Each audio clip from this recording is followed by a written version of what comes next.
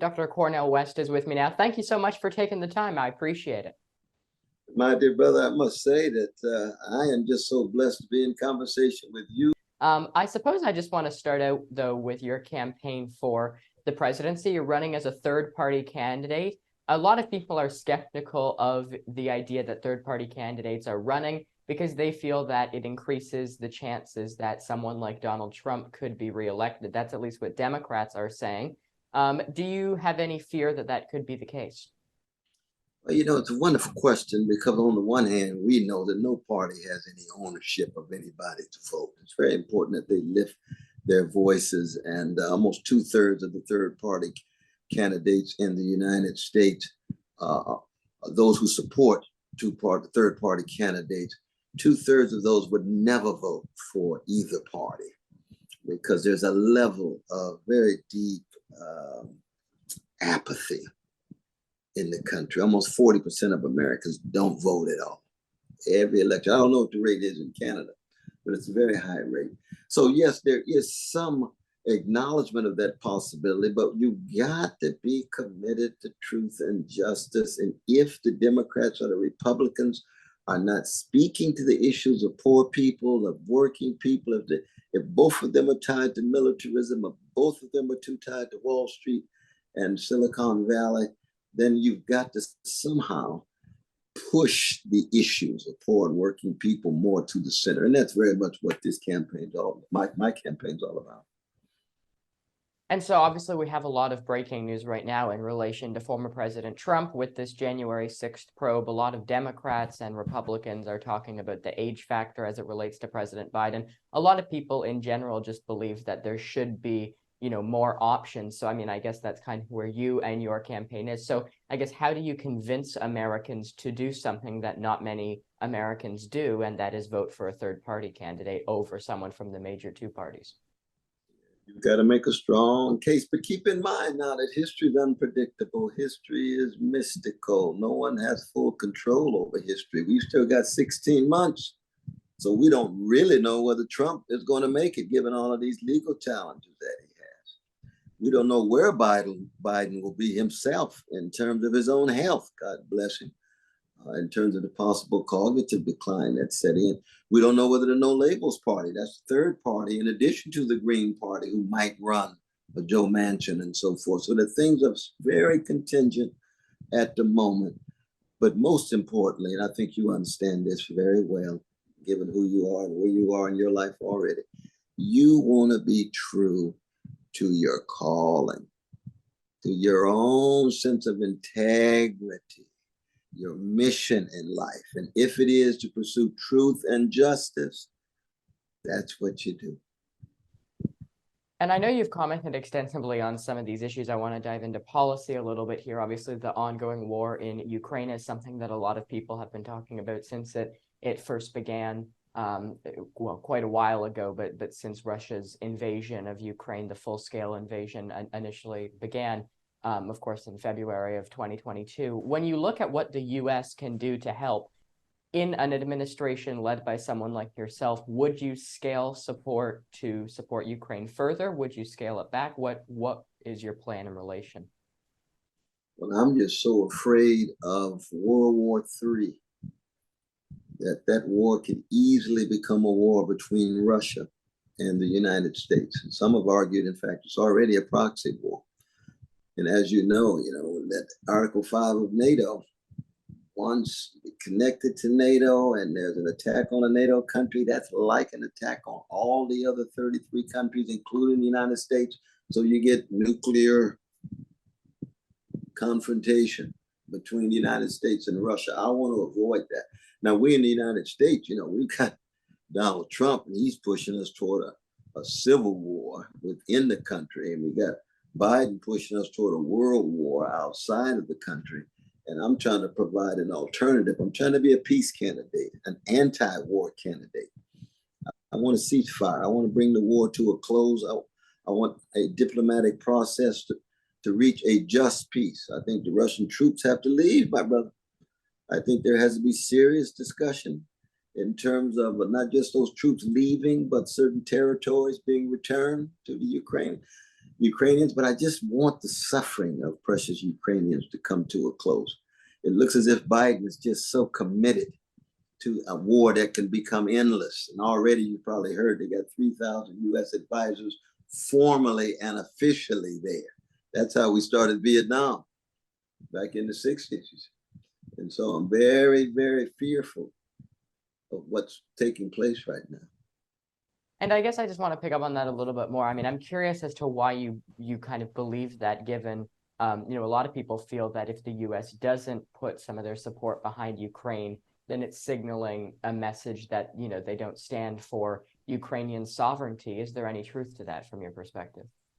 No, I think there's a number of ways of being in solidarity with the suffering of Ukrainian brothers and sisters, and there's a number of ways of being in solidarity with Ukrainian sovereignty. If Ukrainian sovereignty is procured at the risk of World War III versus Ukrainian sovereignty procured by means of a diplomatic process, then certainly the latter is what we like to do. Now, people will come back and argue against me, as you know. Well, that means they have to give up some land. Well, there'd be some concessions, but you would push for a just peace and hope, in fact, that it's not that much land, or maybe no land, or we don't know. We'd have to see what that diplomatic process looks like, but at least the suffering would be over. At least the killing and the murdering would be over. And now with these cluster bombs, oh my God, those are tied to war crimes of the highest sort, because, you know, those things can go off 5, 10, 15 years from now, far after the war is over. And just last question on this issue in particular, in regards to ending the suffering, if the U.S. doesn't, you know, provide support to Ukraine in the way that it's doing right now, if other countries don't provide support to Ukraine in the way that they're doing right now, wouldn't that suffering go on longer? I mean, I guess the end goal of providing this support is to try and end the suffering. Well, I mean, based on first what happened a month after the beginning of the war, where there were diplomatic talks, as you recall, and there were some ceasefire conditions on the table, and they were very, very close. If they had reached ceasefire then it would have avoided all of that subsequent suffering. The only thing that I think we'd have to wrestle with here would be whether we reached a point where neither side feels that a ceasefire would in any way achieve what they want, given the loss that has already taken place in it. And that's the road to endless war, because there'll never be enough to justify the unbelievable slaughter and massacre and murder that's taking place. So it's a very, very difficult situation. I don't think that any of us have a definitive answer. I'm just worried about the life and logic of war having its own dynamic and spilling out of control. That's what I'm concerned about. In March, after the war began in February, President Biden called Russian President Vladimir Putin a war criminal. Would you agree with that statement, and do you unequivocally define that the same way? I mean, whether Putin is a war criminal? Correct. Oh, absolutely. Well, there's no doubt about that. The war crimes that have been committed, very, very, very much so. But I would also go on to say that, you know, war crimes have been committed by the U.S. government. They've been committed by a number of different other governments, but certainly the war crimes committed by the Russian army under the leadership of Putin constitute levels of barbarity that I call into question. Now, Biden himself, you know, he's one of the main supporters, in some ways, the architect of the strategy that led toward the invasion and occupation of Iraq. How many Iraqis killed? Between 500,000 and 1 million people, based on what? A lie. Were those war crimes? Absolutely, those were war crimes. Anytime you kill innocent people, especially in a massive way, those are war crimes. Very much. Even my dear brother Barack Obama, how many drones did he drop? 546. How many did he kill? We don't know. Roughly 2,000, 2,500. How many kids did he kill? or about 220. Those are war crimes, my brother Wyatt. Those are war crimes that Obama himself has to take responsibility for. So that when we think of war crimes, it's not just the gangsters like Putin, but actually some of the people who we associate with being highly mainstream and civilized, who are complicitous to some of the most ugly war crimes out there. And something, moving on now to a different topic here, something that has obviously defined the lives of many people around the world over the course of the past few years was the pandemic, was COVID-19. You have some people running for president themselves. You have Robert F. Kennedy Jr., who's running for the Democratic nomination, who is seen as largely spreading misinformation as it relates to COVID-19 and as it relates to some of the vaccinations. Do you specifically disagree with him and with some of the proposals that he is putting forward, some of the things that he is saying about the side effects of vaccinations that have been proven untrue? Yeah, I mean, my dear brother Robert F. Kennedy Jr., you know, his uncle, president, his father, attorney general, both assassinated. He's been through hell and high water in his life. I've been blessed to work with him on occasion when he was a magnificent lawyer struggling against environmental racism. But even as my brother, I have some very deep disagreements with him, especially when it comes to his views about not just vaccines, but his views about causal claims as opposed to claims of correlation. It's one thing to say, well, something happened at a particular moment and something else happened at a particular moment, and they began to increase at the same time. That's not causality, that's correlation. And I think too much of his analysis is correlation rather than causation. But I do think he is right when he talks about the disproportionate amount of influence of the pharmaceutical companies, which are huge profit-driven, market-driven enterprises. But the impact of those pharmaceutical companies on our industries, on public policy, and the revolving door that takes place between public life and private life at the highest levels of the pharmaceutical companies. He is right about that, but I have some very deep disagreements about him in terms of autism and a whole host of other issues. Whether vaccines themselves are ever efficient, well, it depends on which one. You try it and you test it and see. So I have both deep disagreements and some agreements with my dear brother, but I hope to beat him at the polls. I can tell you that, you know, he's running in the primary and we may have some debates together, but I'm in it in the long run. But I do think that I have a campaign and would like to be a candidate who's much more preferable than my dear brother RFK Jr. And I guess it kind of speaks to a larger issue with some of the misinformation that RFK Jr. was spreading as it relates to vaccines. And the messaging that he was spreading was also emphasized by some of his supporters over social media. I want to ask you your take on that. Do you think social media needs to be regulated in any way to prevent people from being able to spread this misinformation? Because, you know, Elon Musk, after he took over Twitter as an example, you know, he's been, it seems, a free speech absolutist, as many people are calling him, but that has allowed a lot of misinformation to spread quickly, causing people to be misinformed in some cases in dangerous ways. There's always a challenge, though, between trying to stay on that slippery tightrope between, on the one hand, a kind of broad, if not absolute, commitment to free speech. I tend to be very libertarian. I do not like censorship. I don't like cancel culture. I don't like people who disagree with me being marginalized or being silenced.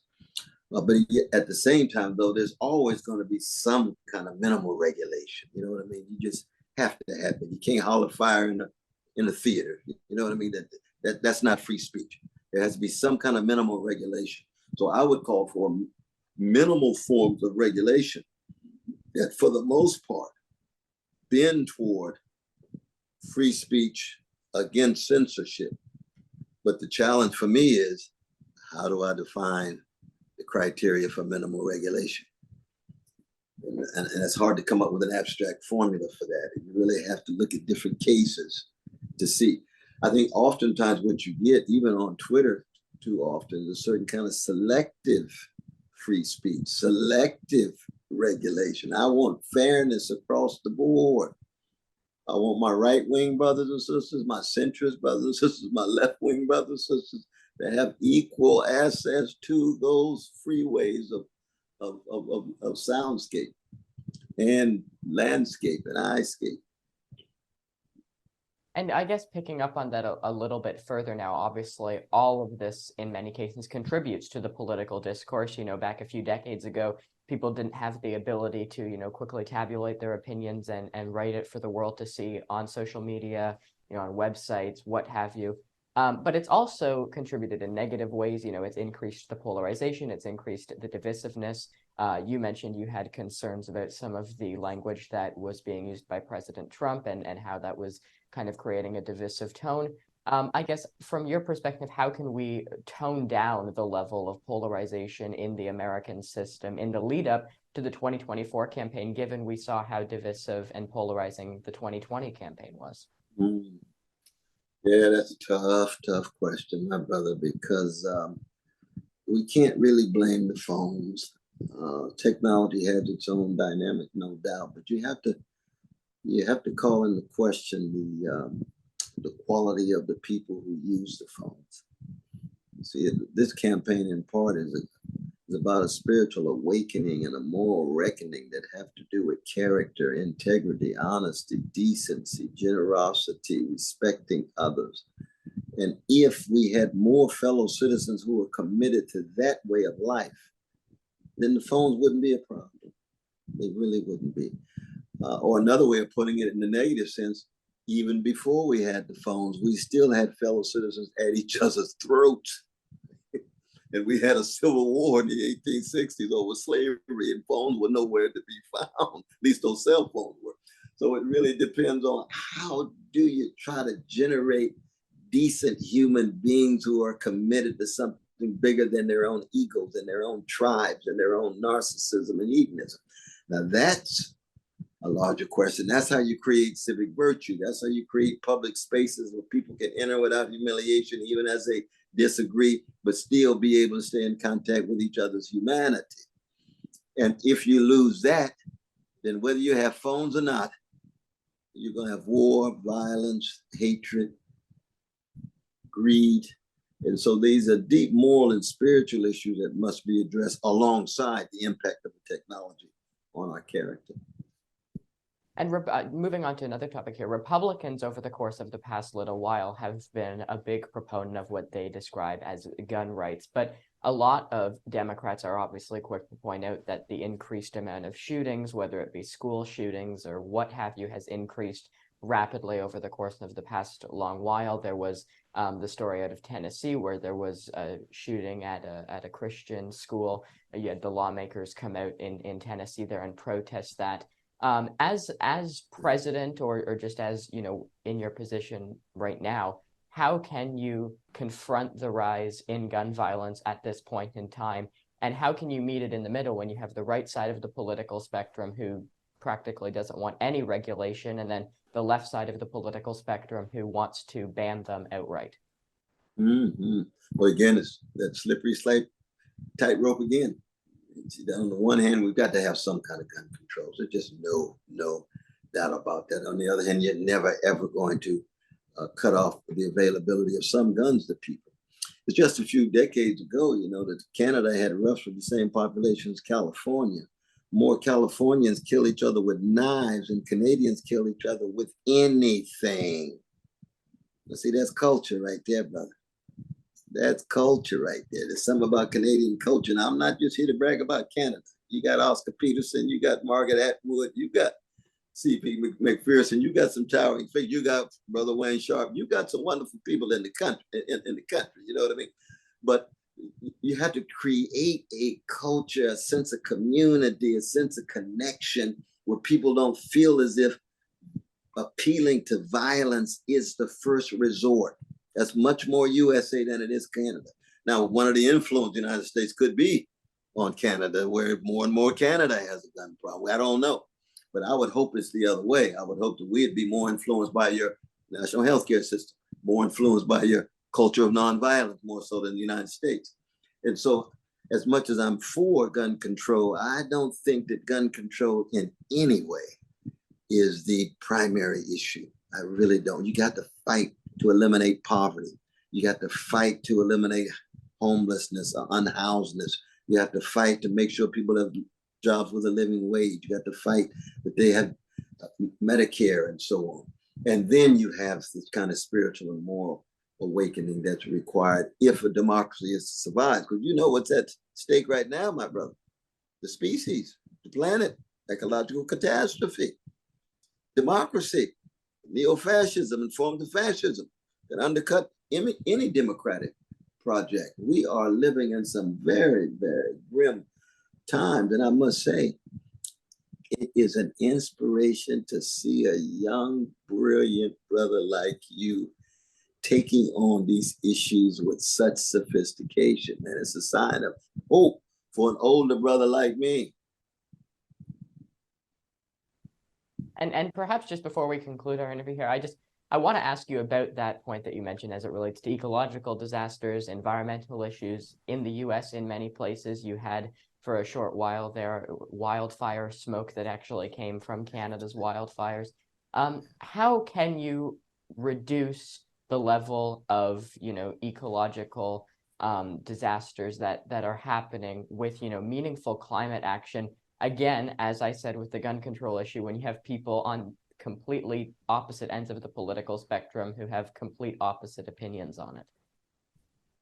Well, I mean, part of it is you got to come to terms with the fossil fuel companies. I mean, too often they're just tied to corporate greed and big profits and short-term thinking rather than thinking about the future of the species. It means you've got to engage in technological shifts, from the retractive and the remissive energies to regenerative and renewal energy. That's a slow process, but it's got to take place and has to take place in such a way that it still provides jobs with a living wage. But people are still tied to the oil and gas in terms of their jobs. But what we're seeing now, if we don't get a handle with the fossil fuel industry and their disproportionate influence on government and governmental policy, we could see the end of life on our planet. And I hate to say that to you because I know you got longer life to live than I do, but I want you to be around living a life of decency and dignity, I'm telling you. Okay, we will leave our conversation there. That's Cornel West, Green Party candidate for president. Thank you so much. Good of you to make the time. Thank you so very much, man.